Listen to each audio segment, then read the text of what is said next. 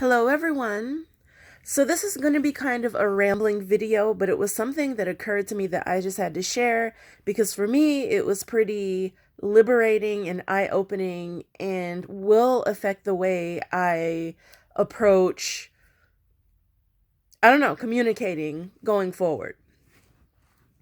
So, I would not describe myself as a shy person. Even when I was small and more people described me as shy, I never really felt like I was shy. And all of that kind of made sense yesterday when I was just kind of thinking um, about interactions with people as a business owner. So, when you're in business for yourself, you have to get comfortable talking about your business. You typically have to get comfortable in one way or another approaching people you don't know. That hasn't really been an issue for me, but I'm in a position now where I'm just having to explain things to people a lot more and educate potential customers. So, there's one particular very narrow specific situation in which I feel very uncomfortable talking to people. Just one kind of situation, let's call it. I was going to say one category, but like one circumstance. I won't get into what it is, but yeah, just know that it's there. And I had been confronting it this past week without really knowing it. And so I'm sitting and I'm thinking, why is this so uncomfortable? Like, this could be so much easier if I just didn't experience discomfort talking to people in this sort of setting. And what is it about this setting? Why does it bother me so much? So I'm really trying to get to the bottom of it. And then I kind of walked through the response in my mind when I'm in those types of situations. And it occurred to me that when I ask questions, just in general, it's something I've never really noticed fully before. But I'm very good at asking questions. I'm very good at gathering information. I don't enjoy asking questions though.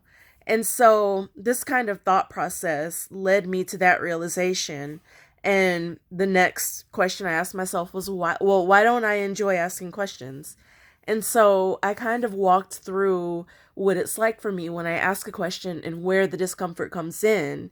And it occurred to me that when I ask a question, the pause between the question being asked and the person giving a response, in that little pause, I feel like that's where the discomfort is highest.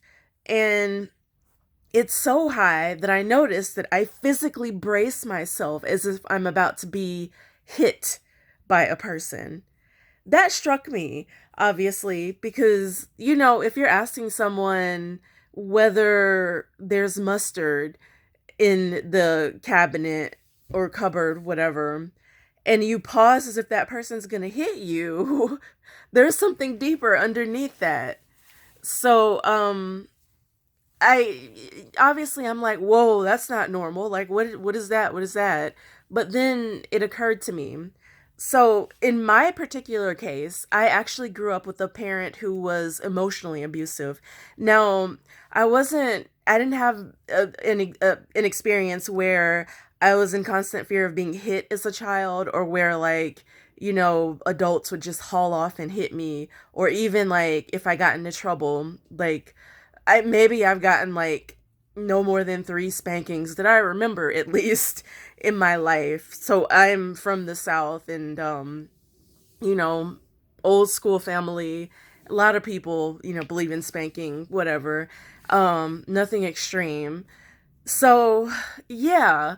So it just struck me as so odd that it's almost like I'm preparing to get hit, but, or is not preparing, because I'm not a person who accepts abuse or like being yelled at or just like being treated poorly. It's not something I accept.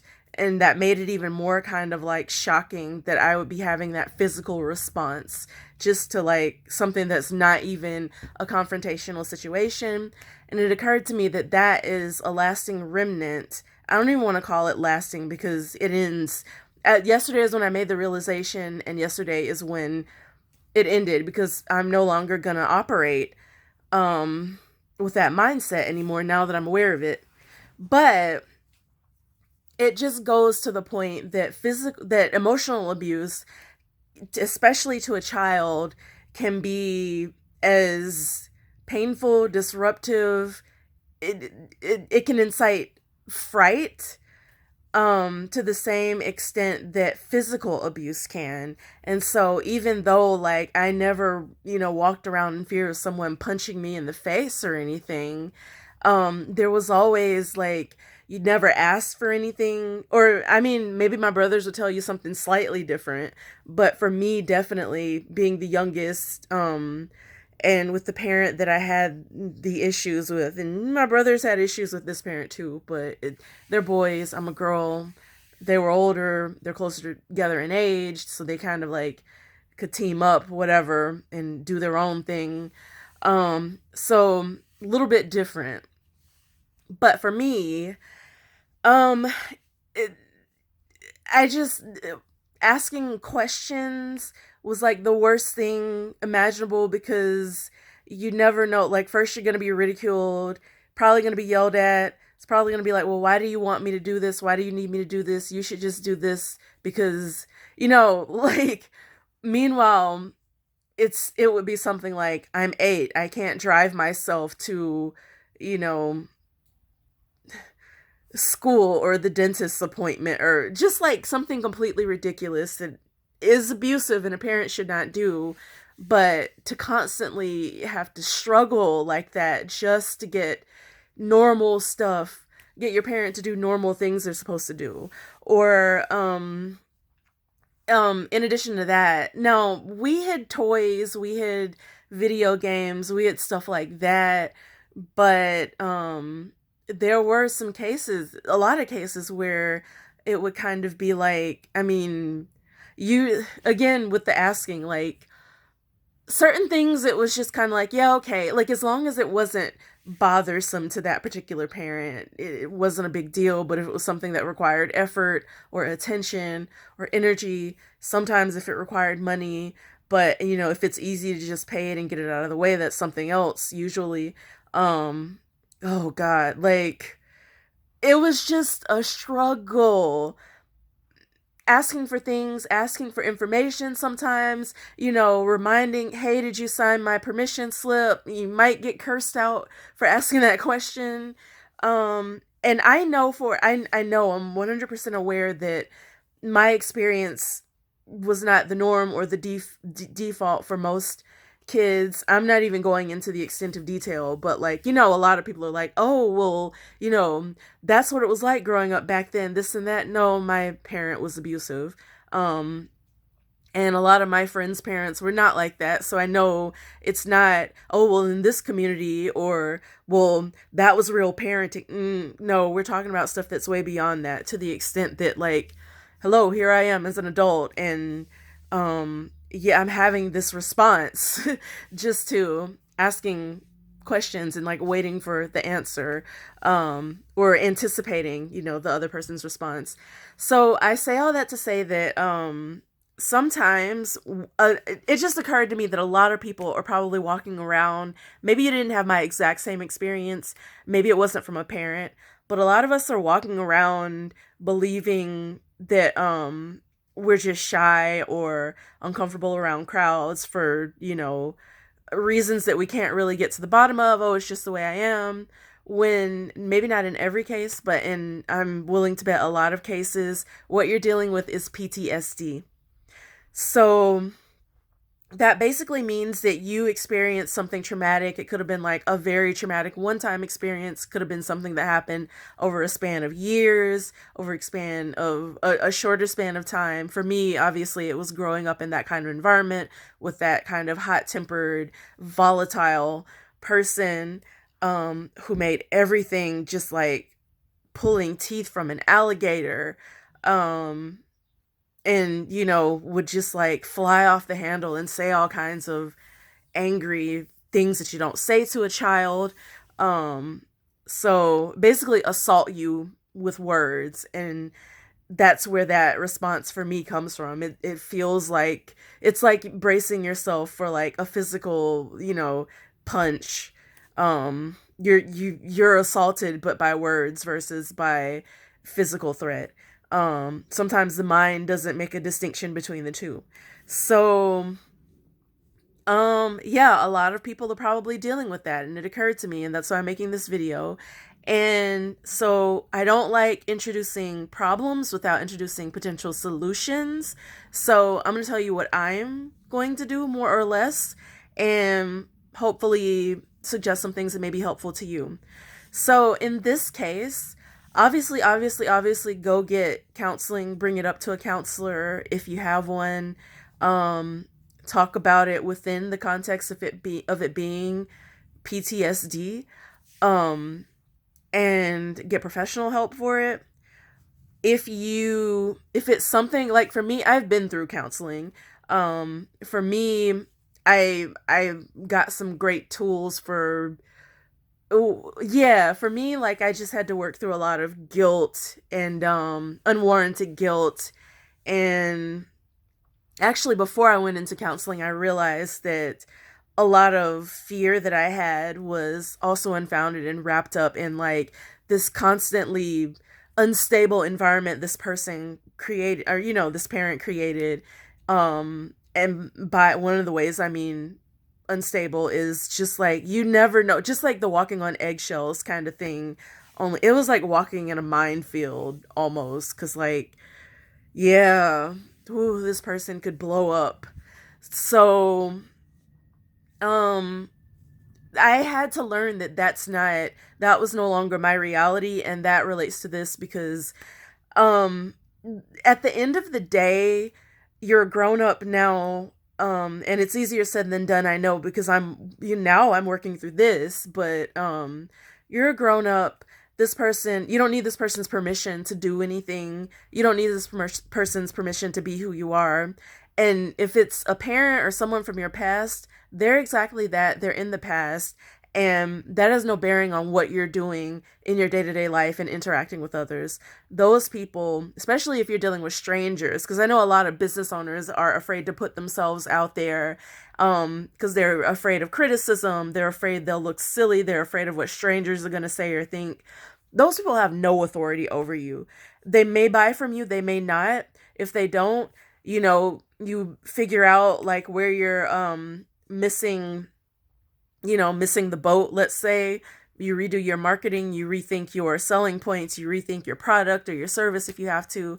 But it's not the end of the world. They don't buy it, so what? One person doesn't buy it, so what? You're gonna get more no's than you get yeses, in the beginning especially, but so what? They can't hurt you. You're not going to get that punch in the face that psychologically you might feel like is coming. It's not going to come. This person, they don't have that past relationship with you. And now you're a grown up and no one can tell you who to be. No one has that authority over you. And who cares if somebody doesn't like something about you? If they don't like the way you look, if they don't like the way you think, they think you don't have enough money to do X, Y, and Z. They think you don't sound intelligent. Who the crap cares? It's just words at this point. Those words can't help you. Can't hurt you. I'm sorry. Sometimes words can help you if it's constructive criticism. But if someone is just being rude or nasty, those words can't hurt you. That's just that person expending energy uselessly. Uselessly expending energy. Cause like, so what? They're not your authority. They're not the boss of you. You don't belong to them. It's just empty words, and you will walk on and encounter the next person unscathed. Listen, as a human being, you are like arguably the most complex, exquisitely, intricately designed being, creation, thing on this planet. Do not let anyone tell you that you are less than that or anything otherwise or anything to the contrary to that, because it's a lie. And you are this magnificent being, this magnificent creation, regardless, even if you're not perfect, even if you don't have your stuff together by your standards or by somebody else's standards. that can't change your intrinsic worth. That can't change who you are. It can't change, where you are in your journey of finding purpose in your life. Like, that's all on you, and that's a good thing, because if you decide you're a success, go out there and be a success. Make it happen. Forget what anyone else says. These things, and I'm saying this not because I have everything figured out, but like, this is one of those things where like a light bulb went off for me. um and these things, what people think about you, they don't determine your success. Like, if someone tries to stand in your way, you go around them, you go over them, you go through them if you have to. But yeah, like, these things are just like another person's sort of, and sometimes they don't even realize they're doing it too. So it might even be a subconscious thing on their part, or maybe they lack self-awareness, or maybe they're fully aware, and it's like a blowfish puffing itself up to be bigger than it is. It's a semblance of power that somebody has created over you, but it's not real if you don't believe it. Because at the end of the day, you're going to be held accountable for your actions and for who you are and for how you're leveraging your talents. And yeah, don't let anybody stop you from being the best version of yourself. That kind of sounds like a tangent, but it all ties together. And once you realize these things about yourself, then you start to realize that although the initial abuse you experienced, if that's your story, if that's your case, the initial trauma you experienced that has made you shy away from other people or made you feel uncomfortable or quote unquote socially awkward, whatever got you there, the initial incident was real, but this whole aftermath, this re-experiencing the injury, that part, your feelings are real, but the injury, like the secondary, the thing that you are afraid that someone is going to do to you, that's not real, because what happened is in the past. What's done is done. You've moved on. You're still here. You are okay. Like, you just have to realize that happened and I'm okay and I'm still standing and I'm going to keep standing, and I'm not going to re-experience that because it's done and over with, and now we've moved on. And you got to remind yourself of that every day, because you can realize it in the moment, but you're probably going to still have those feelings of intimidation. Some call it awkwardness, some call it fear, you might call it shyness, whatever the case may be. Like, you're not going to overnight necessarily be comfortable um stepping outside of what was your comfort zone and being more out there and open. So this is something, like, if you check out my Instagram, there's tons of mindfulness posts on there. This is one of those things you got to be mindful of, reminding yourself every day and telling yourself that that's done and over with. You've healed from that injury, you've moved on, and the devil is a lie. Basically, anybody that says you're not great is a lie. Anyone that says that you're timid, oh, you can't do this, oh, anyone who talks over you, anyone who tries to minimize you and make you feel small, they're a lie. um be as bold and be as big as you want to be, because at the end of the day, it's between you and the creator of the universe, who you are and what you do.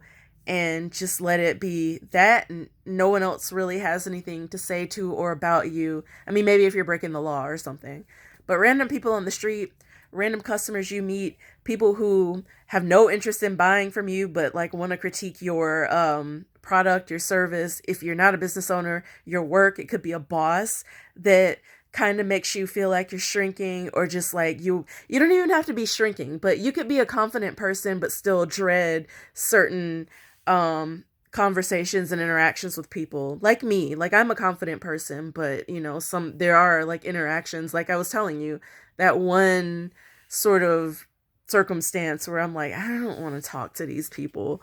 um but yeah, just like, realize where this stuff is coming from, and then acknowledge, get to the bottom of whatever caused you to feel that way. Recognize that it's the past, that's over and done with, and keep it moving. So that's all I have for this video. I was gonna try to make shorter videos. This is not one of them, but it's something that had to be said. So I hope you found it helpful. I hope you'll continue to do the work to be your best, boldest version of yourself, to not be afraid, and just to be well, to go after your dreams, to do what it is that you feel called to do. And yeah, that's that. So until the next video, take care, be well, and I will see you again soon. Bye.